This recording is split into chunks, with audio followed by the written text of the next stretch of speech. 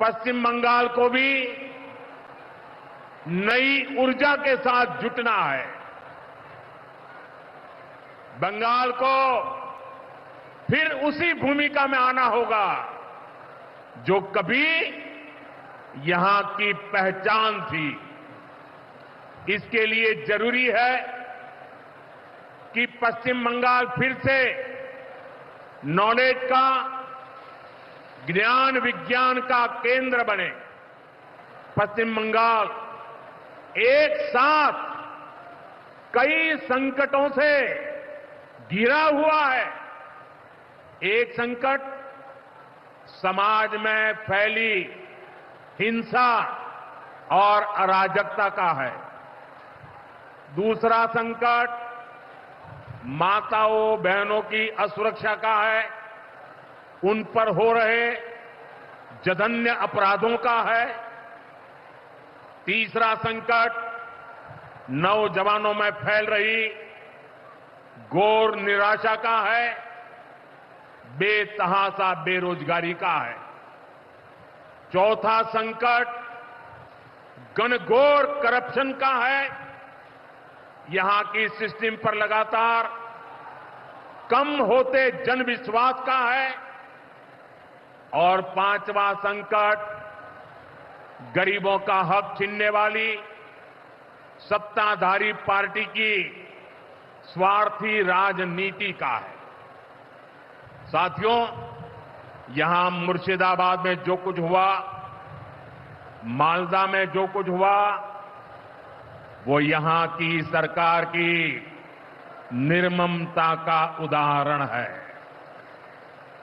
दंगों में गरीब माताओं बहनों की जीवन भर की पूंजी राख कर दी गई। तुष्टीकरण के नाम पर गुंडागिर्दी को खुली छूट दे दी गई।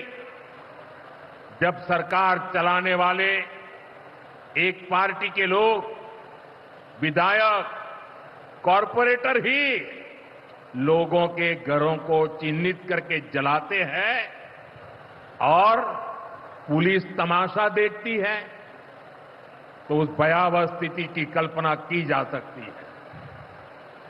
मैं बंगाल की भद्र जनता से पूछता हूं, क्या सरकारें ऐसे चलती हैं?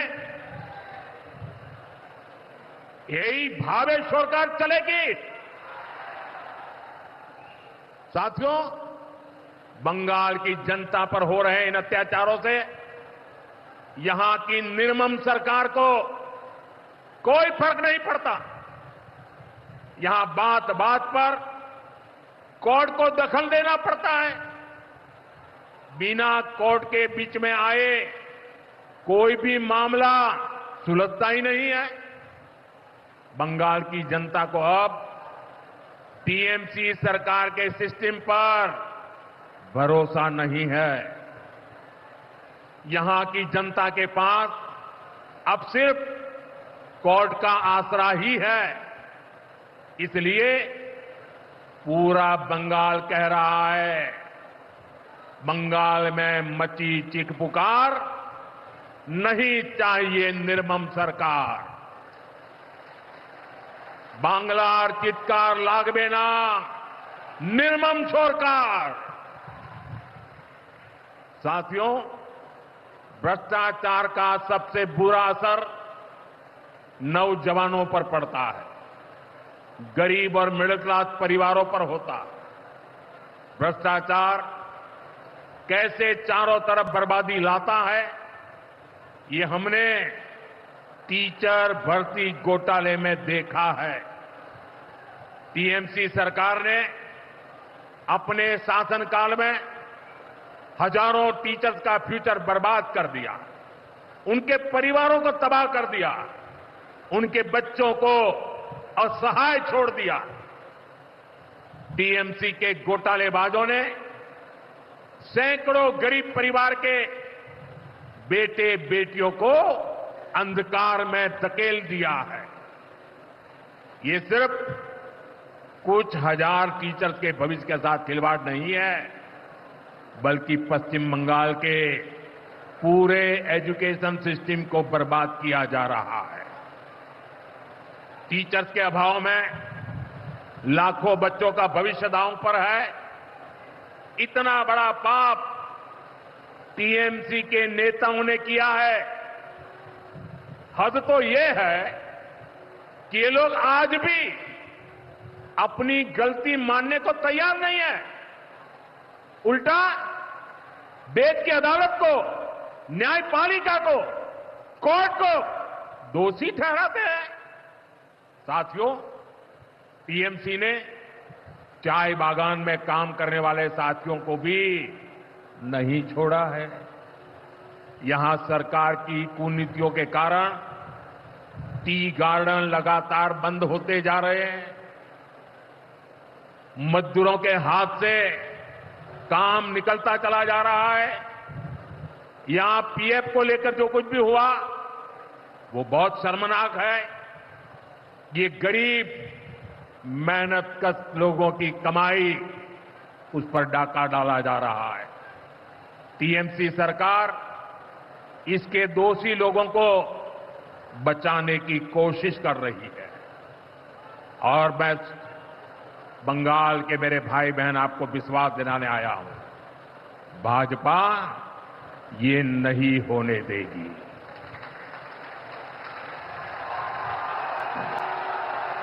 साथियों, राजनीति अपनी जगह पर है, लेकिन गरीब, दलित, पिछड़े, आदिवासी और महिलाओं से टीएमसी क्यों दुश्मनी निकाल रही है? पश्चिम बंगाल के गरीब, एससी, एसटी, ओबीसी के लिए जो भी योजनाएं देश में चल रही है, उनमें से बहुत सारी योजनाएं यहां लागू ही नहीं होने दी जा रही है। पूरे देश में करोड़ों लोगों को आयुष्मान योजना के तहत मुफ्त इलाज मिल चुका है, लेकिन मुझे दुख के साथ कहना पड़ रहा है, इसका फायदा पश्चिम बंगाल के मेरे भाई बहनों को नहीं मिल रहा। पश्चिम बंगाल का कोई साथी अगर दिल्ली, बेंगलुरु, चेन्नई गया है, उसको वहां मुफ्त इलाज नहीं मिल पाता, क्योंकि निर्मम सरकार ने बंगाल के अपने लोगों को आयुष्मान कार्ड देने ही नहीं दिया। आज देश भर में 70 वर्ष से ऊपर के बुजुर्गों को 5 लाख रुपए तक मुफ्त इलाज की सुविधा मिल रही है। मैं तो चाहता हूं कि पश्चिम बंगाल में भी 70 वर्ष से ऊपर के सभी बुजुर्गों को मुफ्त इलाज की सुविधा मिले, लेकिन टीएमसी सरकार ये नहीं करने दे रही है। केंद्र की बीजेपी सरकार देश भर में गरीब परिवारों को पक्के घर बनाकर दे रही है, लेकिन पश्चिम बंगाल में लाखों परिवारों का घर नहीं बन पा रहा है, क्योंकि टीएमसी के लोग इसमें भी गरीब के पास से कट और कमीशन की मांग कर रहे हैं। आखिर टीएमसी सरकार आप लोगों को लेकर इतनी निर्मम क्यों है? साथियों, यहां की निर्मम सरकार के जितने उदाहरण दो वो कम है। पश्चिम बंगाल में बहुत बड़ी संख्या में हमारे विश्वकर्मा भाई बहन हैं। ये लोग हाथ के हुनर से अनेक प्रकार के काम करते हैं। इनके लिए पहली बार भाजपा सरकार विश्वकर्मा योजना लाई है। इसके तहत देश के लाखों लोगों को ट्रेनिंग मिली है, पैसा मिला है, नए टूल मिले हैं, आसान ऋण मिला है, लेकिन पश्चिम बंगाल में 8 लाख एप्लीकेशन अभी भी लटकी पड़ी है। निर्मम सरकार उस पर बैठ गई है, क्योंकि टीएमसी सरकार इस योजना को भी लागू नहीं कर रही है। साथियों, टीएमसी सरकार की मेरे आदिवासी भाई बहनों से भी दुश्मनी कुछ कम नहीं है। देश में पहली बार जनजातियों में भी सबसे पिछड़ी जनजातियों के लिए पीएम जनमन योजना बनाई गई है। पश्चिम बंगाल में बहुत बड़ा आदिवासी समाज है।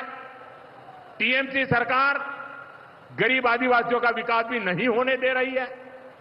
उसने पीएम जनमन योजना को यहां लागू नहीं किया। टीएमसी हमारे आदिवासी समाज को भी वंचित ही रखना चाहती है। साथियों, टीएमसी को आदिवासी समाज के सम्मान की परवाह नहीं है। 2022 में जब एनडीए ने एक आदिवासी महिला को राष्ट्रपति उम्मीदवार बनाया तो सबसे पहले विरोध करने वाली पार्टी टीएमसी थी।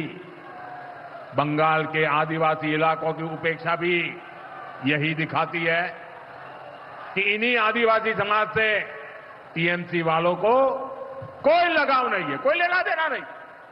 साथियों, कुछ दिन पहले दिल्ली में नीति आयोग की गवर्निंग काउंसिल की बहुत महत्वपूर्ण बैठक हुई। ये एक अहम मंच होता है जहां देश भर के मुख्यमंत्री मिलकर विकास पर चर्चा करते हैं। लेकिन अफसोस की बात है कि इस बार बंगाल सरकार इस बैठक में मौजूद ही नहीं रही। दूसरे गैर भाजपा शासित राज्य आए, सभी दल के नेता आए, हमने साथ बैठकर चर्चा की, लेकिन टीएमसी को तो सिर्फ और सिर्फ 24 घंटा पॉलिटिक्स करना है और कुछ करना ही नहीं है। पश्चिम बंगाल का विकास, देश की प्रगति उनकी प्राथमिकता में है ही नहीं। साथियों, केंद्र सरकार की जिन योजनाओं को यहां लागू किया भी गया है, उनको पूरा नहीं किया जा रहा। पीएम ग्राम सड़क योजना के तहत पश्चिम बंगाल के गांवों के लिए 4000 किलोमीटर की सड़कें स्वीकृत की गई। इनको पिछले साल तक पूरा हो जाना था। 4000 किलोमीटर तो छोड़िए, यहां 400 किलोमीटर सड़कें भी नहीं बन पाई है। साथियों, इंफ्रास्ट्रक्चर के काम से सुविधाएं भी बनती है और रोजगार भी बनते हैं। लेकिन हालत यह है कि पश्चिम बंगाल में 16 बड़े इंफ्रास्ट्रक्चर प्रोजेक्ट यहां की सरकार अटकाए हुए है। ये 90,000 करोड़ रुपए से अधिक के प्रोजेक्ट हैं। कहीं रेल लाइन आनी थी, रुकी पड़ी है। कहीं मेट्रो बननी थी, रुकी पड़ी है। कहीं हाईवे बनना था, बंद पड़ा है। कहीं अस्पताल बनना था, कोई पूछने वाला नहीं। ऐसे प्रोजेक्ट्स को ये टीएमसी ने लटका करके रखा है। ये पश्चिम बंगाल के आप लोगों के साथ बहुत बड़ा धोखा है। साथियों, आज जब सिंदूर खेला की इस धरती पर आया हूं तो आतंकवाद को लेकर भारत के नए संकल्प की चर्चा स्वाभाविक है। 22 अप्रैल को पहलगाम में, जम्मू कश्मीर में आतंकियों ने जो बर्बरता की, उसके बाद पश्चिम बंगाल में भी बहुत गुस्सा था। आपके भीतर जो आक्रोश था, आपका जो गुस्सा था, उसको मैं भली भांति समझता था। आतंकवादियों ने हमारी बहनों का सिंदूर मिटाने का दुस्साहस किया। हमारी सेना ने उनको सिंदूर की शक्ति का एहसास करा दिया।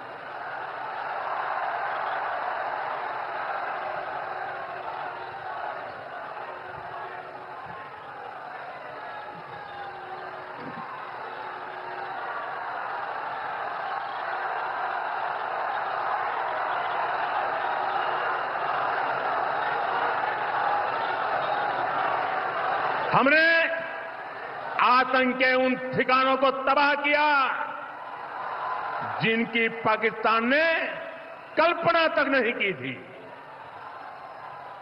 साथियों, आतंक को पालने वाले पाकिस्तान के पास दुनिया को देने के लिए कुछ भी पॉजिटिव नहीं है। जब से वो अस्तित्व में आए हैं, तब से ही उसने सिर्फ आतंक को पाला है। 1947 में बंटवारे के बाद से ही उसने भारत पर आतंकी हमला किया। कुछ सालों के बाद उसने यहां पड़ोस में आज के बांग्लादेश में जो आतंक फैलाया, पाकिस्तान की सेनाओं ने जिस प्रकार बांग्लादेश में रेप किए, मर्डर किए, वो कोई भूल नहीं सकता। आतंक और नरसंहार ये पाकिस्तानी सेना की सबसे बड़ी एक्सपर्टाइज है। जब सीधा युद्ध लड़ा जाता है तो उसकी हार तय होती है, उसका पराजय निश्चित होता है, उसको मुंह की खानी पड़ती है। यही कारण है कि पाकिस्तान की सेना आतंकियों का सहारा लेती है। लेकिन पहलगाम हमले के बाद अब भारत ने दुनिया को बता दिया है, भारत अब आतंकी हमला हुआ, भारत पर आतंकी हमला हुआ तो दुश्मन को उसकी बड़ी कीमत चुकानी पड़ेगी।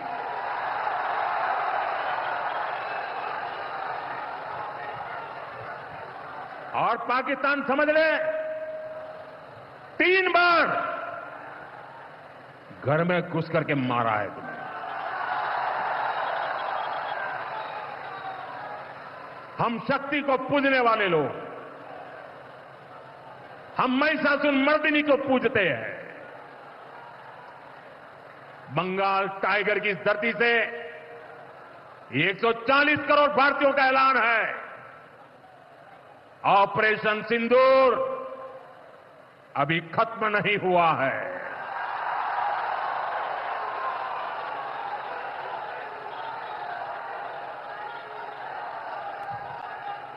साथियों, पश्चिम बंगाल को अब हिंसा की, तुष्टीकरण की, दंगों की, महिला अत्याचार की, घोटालों की राजनीति से मुक्ति चाहिए। अब पश्चिम बंगाल के सामने भाजपा का विकास मॉडल है। आज भाजपा देश के कई राज्यों में सरकारें चला रही है। देश के लोग बार बार भाजपा को अवसर दे रहे हैं। पड़ोस में असम हो, त्रिपुरा हो या फिर ओडिशा, यहां भाजपा सरकारें तेजी से विकास कार्यों में जुटी है। मैं बंगाल के सभी भाजपा कार्यकर्ता साथियों से कहूंगा, हमें कमर कसकर तैयार रहना है। मेरे साथ तिरंगा ऊंचा करके बोलिए, भारत माता की, भारत माता की, भारत माता की, भारत माता की। बहुत बहुत धन्यवाद।